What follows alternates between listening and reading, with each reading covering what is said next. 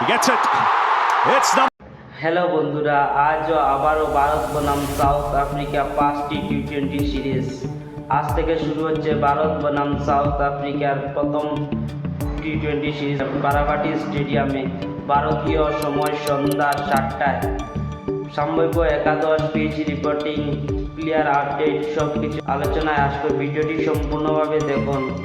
এই সিরিজে ভারতের জন্য গুরুত্বপূর্ণ, কারণ হার্দিক পান্ডিয়া বহুদিনের পর চোট সারিয়ে টি20 দলে ফিরছেন। একই সঙ্গে শুভমন গিলও টি20 দলে দেখা যাবে যদি তিনি ফিট থাকেন। অন্যথা সাউথ আফ্রিকানরা নতুন কম্বিনেশনে নামছে মাঠে।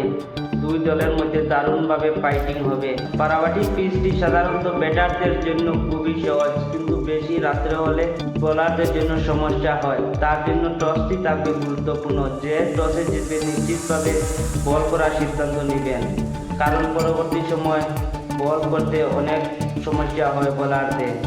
ভারতের সম্ভাব্য একাদশ দেখিনি। ওপেনিংয়ে অভিষেক শর্মা এবং শুভমন গিল, যদি শুভমন গিল ফিট থাকেন, তা না হলে তিলক বর্মা। 3 নম্বরে নামছেন আমাদের ক্যাপ্টেন সূর্যকুমার যাদব।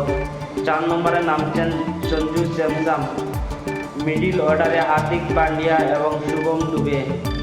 স্পিন বরুণ চক্রবর্তী, কুলদীপ যাদব, অন্যথা ওয়াশিংটন সুন্দর। পেস অ্যাটাক জাসপ্রীত বুমরা এবং হর্ষদীপ সিং, অন্যথা হর্ষিত রানা। ভারতীয় দলের পেস স্পিন দুদিক থেকেই ভালো ক্রমে আছে। টি20 ফরম্যাটে বড় ভূমিকা নেবে। এবার আমরা দেখে নেই সাউথ আফ্রিকান সম্ভাব্য একাদশ। তাদের মূল শক্তি হচ্ছে হিটিং এবং পেস। প্রিয় দর্শক, আপনারা কমেন্ট বক্সে জানাবেন কোনটি দল এগিয়ে আছে, ভারত নাকি সাউথ আফ্রিকা।